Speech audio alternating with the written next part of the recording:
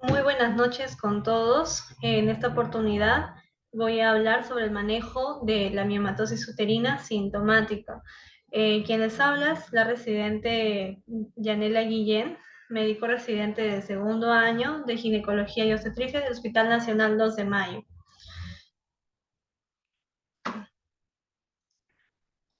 Bueno, como parte de una introducción, tenemos que hablar sobre un poco de la prevalencia de la miomatosis uterina, la cual es la anormalidad benigna más frecuente de las enfermedades del útero. La prevalencia en sí va a depender bastante de la edad y de la raza de las pacientes, que puede variar entre 5 a 65% de prevalencia, de ahí que sea una de las principales causas de consulta ginecológica. Y bueno, también tenemos que tener en cuenta que su mayor incidencia es en la edad perimenopáusica. El 50% de las mujeres que tienen miomas uterinos cursan asintomáticas. Y el sangrado uterino anormal que se ve en estas pacientes básicamente es aproximadamente en un 22%.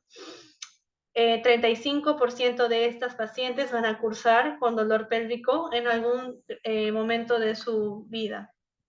Los objetivos de esta exposición es básicamente determinar los tipos de manejo de la miomatosis uterina sintomática y conocer los criterios para definir el tipo de manejo de los miomas uterinos. Para definir la miomatosis uterina, tenemos que tener en cuenta que los miomas son los tumores uterinos benignos más comunes en la mujer en edad fértil. Están constituidos de matriz extracelular, colágeno, fibronectina y proteoglicanos. Los mecanismos de su crecimiento han sido descritos, los componentes cromosómicos XX normales y también ciertas translocaciones de los cromosomas 12 y 14.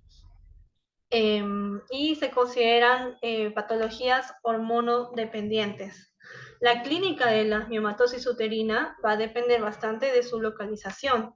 Es así que los miomas de localización submucosa van a tener una clínica de sangrado menstrual abundante, mientras que los miomas intramurales pueden cursar también con sangrado y o dolor pélvico. Y los miomas ulcerosos generalmente son aquellos que cursan con un gran tamaño, pueden crecer de manera bastante predominante hasta extrapélvico y pueden causar síntomas compresivos. El diagnóstico se realiza mediante una ecografía transvaginal.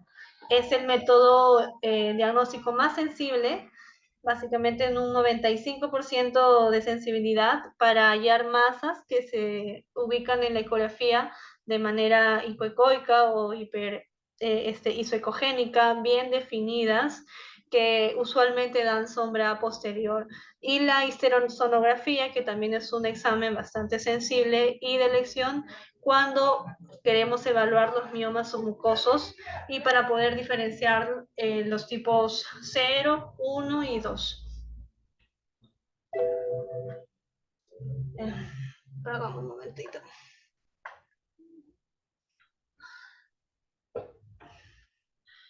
Bueno, tenemos aquí en esta diapositiva la clasificación del sistema FIGO, que fue dada por la Federación Internacional de Ginecología y Obstetricia en el año 2018.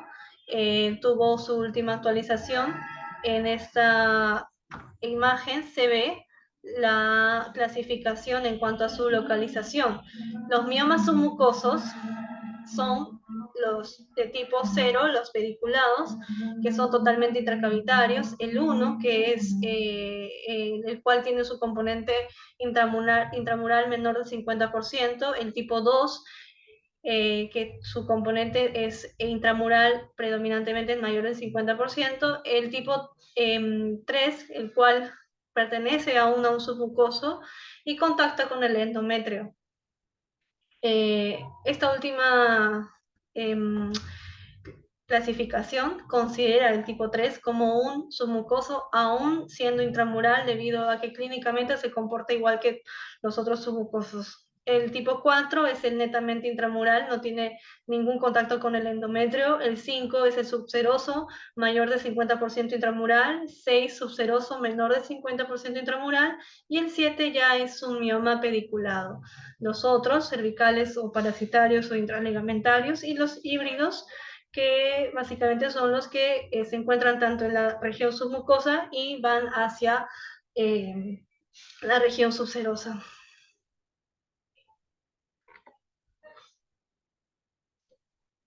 Las opciones terapéuticas en cuanto al manejo de los miomas sintomáticos se dividen en tres. La conducta expectante, que generalmente es simplemente hacer un manejo expectante, y esta conducta se da básicamente de forma general en mujeres perimenopáusicas que ya están a punto de entrar en la menopausia. Y es importante también tener en cuenta que esta conducta expectante va a ser en todas esas pacientes que no presenten síntomas, con excepción de cuando exista concomitantemente hidronefrosis moderada, o si existe un mioma submucoso que no sangra, porque todos los miomas submucosos deberían tener un tratamiento médico o, en este caso, terapéutico definitivo.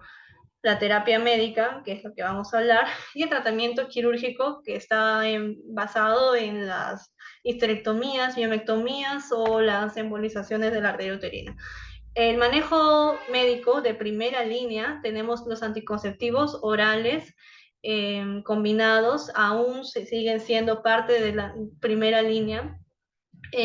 Su mecanismo de acción es básicamente estabilizar el endometrio por la atrofia endometrial. Sin embargo, no vamos a modificar el tamaño de los miomas. Eh, Aún sí se utiliza como la primera línea, pero ya actualmente existen bastantes controversias en cuanto a su uso. Y como otra opción están los progestágenos, que son ideales para las pacientes que por eh, contraindicación no podrían utilizar algún tipo de terapia estrogénica. En este ejemplo tenemos a la mirena, que es un progestágeno de liberación, de sistema de liberación intrauterina. También su mecanismo de acción es la desidualización de endometrial, y es un muy buen tratamiento médico para las pacientes, ya que sí se ha evidenciado en los ensayos prospectivos que aproximadamente después de un año de su uso, el 40% de las pacientes cursan con amenorrea, y el 95% de estas pacientes con DIU logró resolver la anemia. La reducción del sangrado abundante en 3 meses de su inserción se ha visto evidenciado en estas pacientes. Hay que tener en cuenta que las pacientes que tienen miomas submucosos o cualquier mioma que altera la cavidad endometrial pudieran no ser beneficiadas con este dispositivo por la alta tasa de expulsión de estos espontáneamente. Ahora, el manejo médico de segunda línea, tenemos los antagonistas de la GnRH, que van a suprimir las hormonas sexuales por medio de la supresión del eje de hipogonadismo hipoficiario. Eh, Tenemos la marca, el Agolix, que es el que se usa generalmente y se usa con una terapia hormonal coadyuvante para poder disminuir los efectos hipoestrogénicos, como por ejemplo la densidad ósea, los niveles séricos de los lípidos y los bochornos. El Egolix se utiliza de 300 miligramos 2 veces al día, más 1 miligramo de estradiol y 5 miligramos de norepinefrina cada 24 horas. Es la dosis recomendada según la Federación de las Drogas, para tratar por 2 años el sangrado uterino abundante asociado a miomas uterinos. Luego existe una terapia médica para síntomas hemorrágicos, y también van a actuar a nivel del tamaño del útero y del mioma. En este, en esta, en esta, en este grupo tenemos a los agonistas de la GnRH. También van a inducir el hipogonadismo. Y van a causar rápidamente la menorrea. Se dice que en aproximadamente unas 3 semanas este medicamento ya estaría cursando con la menorrea de la paciente. Es un manejo de corto plazo para poder realizar un manejo quirúrgico a posterior. Se le conoce como la terapia puente. Y también está bastante estudiado y evidenciado que ayuda a disminuir el tamaño del mioma. El tiempo de uso se recomienda hasta 12 meses por los efectos adversos hipoestrogénicos que les puede causar a las pacientes. Los moduladores selectivos de los receptores de progesterona también son tratamientos puentes prequirúrgicos para los síntomas moderados de los miomas. Se utilizan aproximadamente por 3 meses.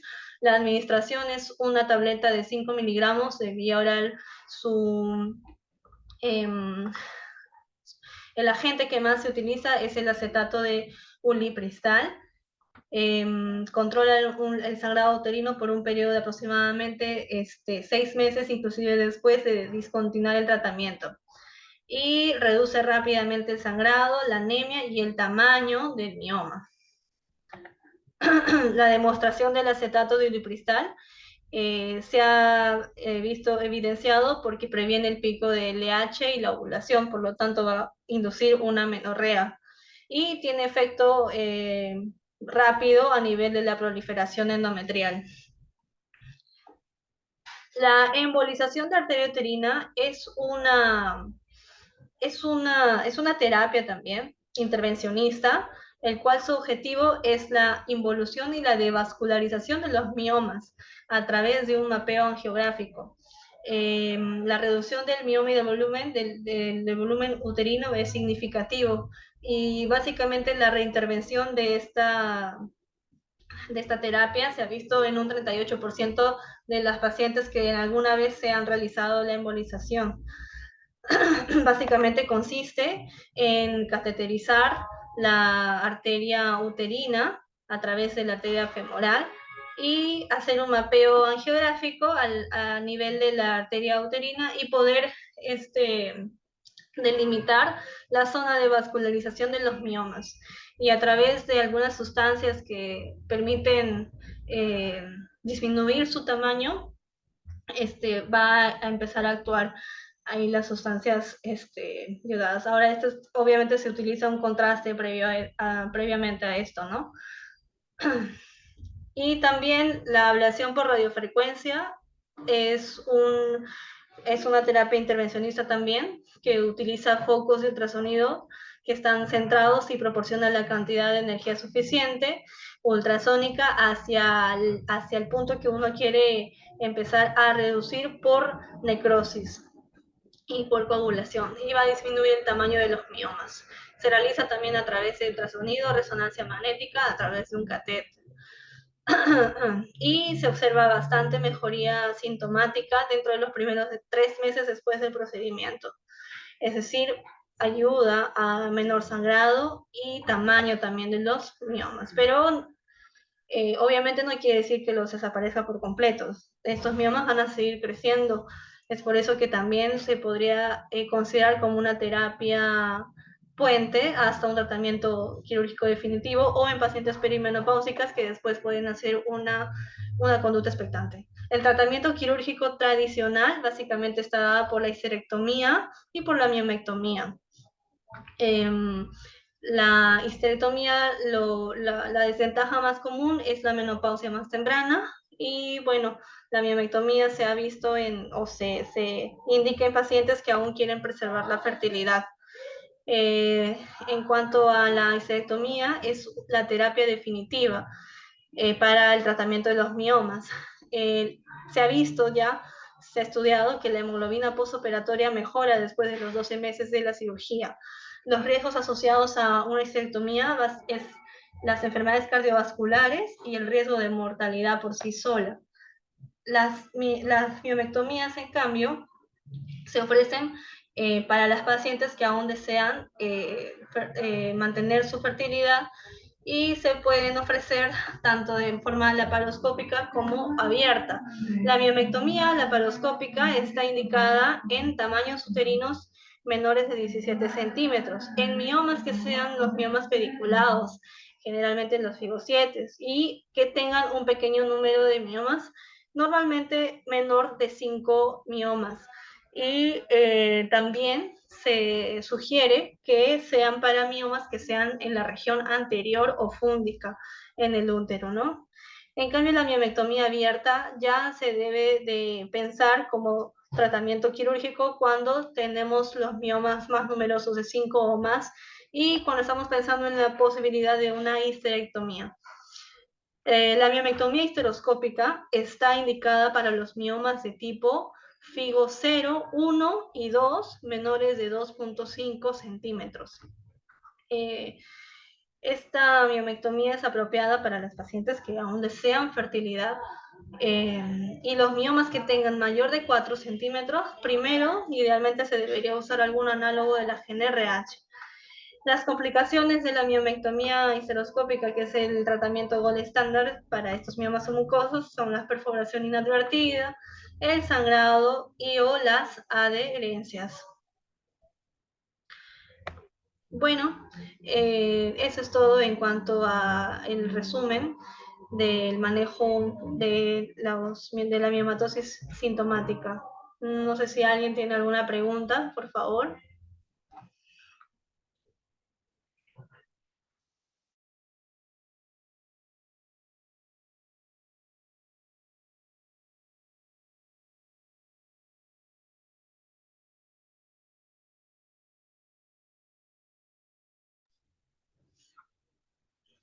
¿Alguien tiene alguna pregunta de casualidad?